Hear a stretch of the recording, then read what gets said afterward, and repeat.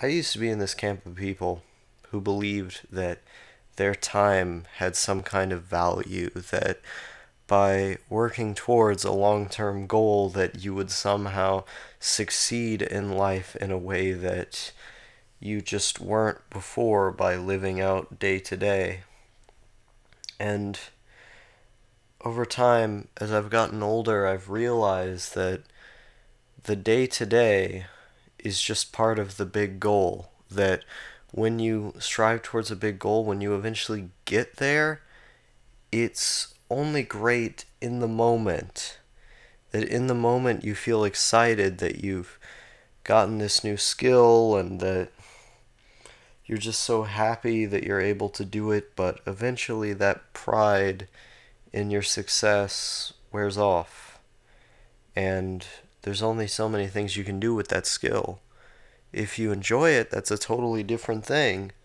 If you want to get better at something that you enjoy, then there's every reason to do that because that causes consistent pleasure within your life, consistent joy. But if you're working towards a goal in your life that you do not personally enjoy, is done for the sake of others, then why are you even doing it?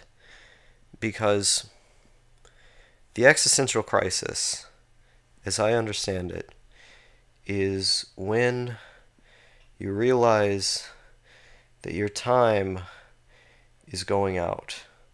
Or, for example, the midlife crisis, the quarter life crisis.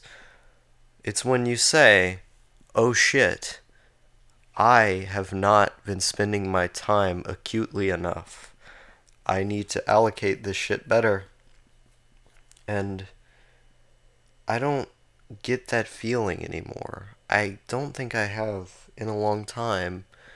The closest thing to it is a sense of regret and sadness that so much of my memory is going away, or that I forget things so much more easily now, but beyond that, I haven't experienced anything similar to it.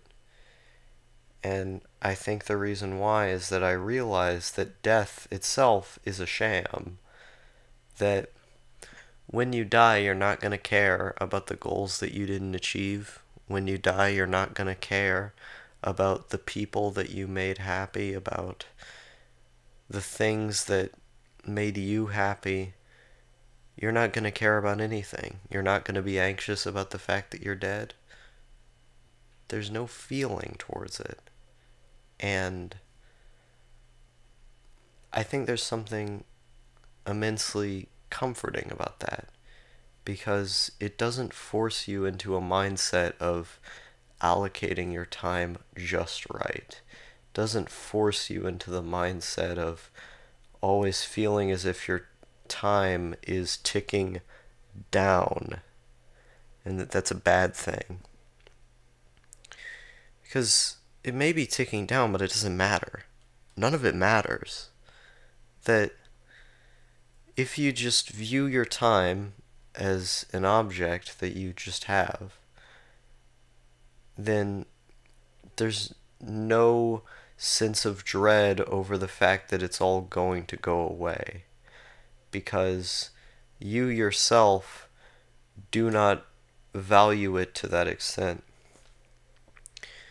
And the problem with people who are afraid of death, the problem with me when I was afraid of death, was that I saw death as taking away my time. Death doesn't take away anything, because the reason why we say something is taken away from us is because the very two words together incite an emotion. They clue you in that an emotion is being felt. The act of taking something away from somebody is hurting them. It makes them feel worse by the fact that it's gone, what they used to have.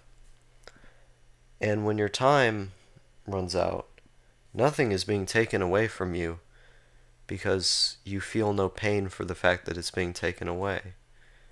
That if you were allowed consciousness during death, sure, you would feel a lot of regret.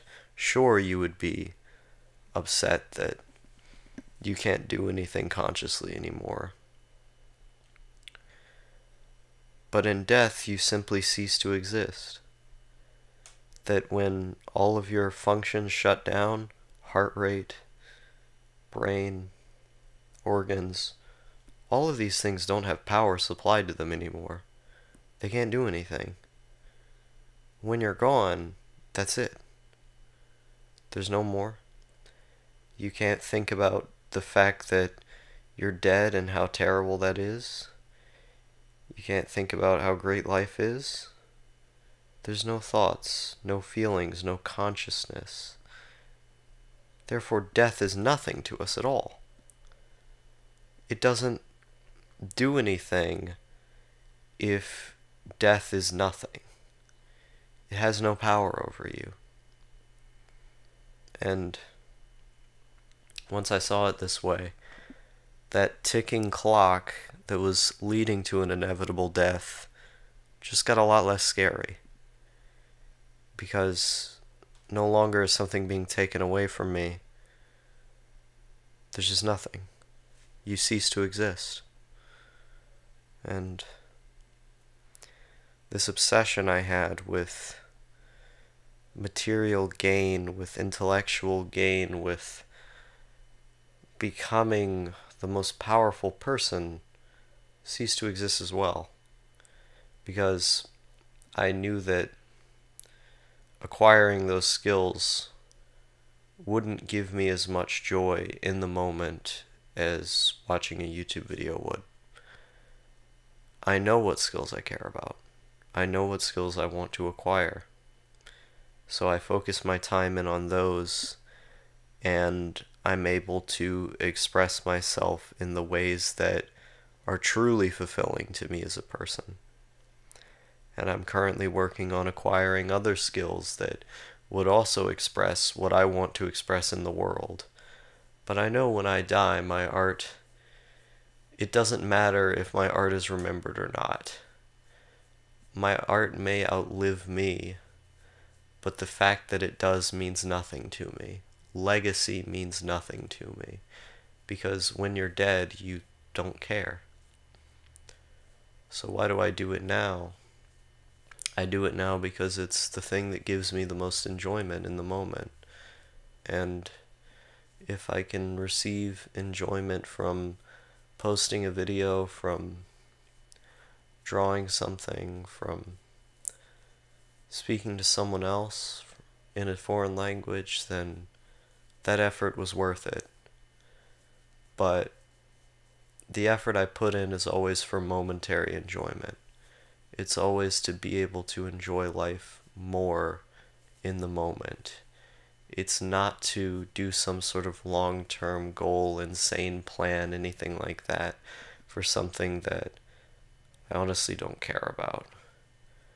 There's no time in which I'm just doing something for the sake of it being a goal that I'm supposed to do before I die because I'm terrified of time.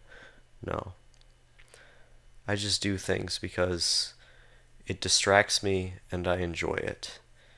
And that takes a hell of a lot of the fear and a hell of a lot of the pressure out of death. I'm not pressured to become something that I only want to be out of fear of time. I'm not pressured to change in that way.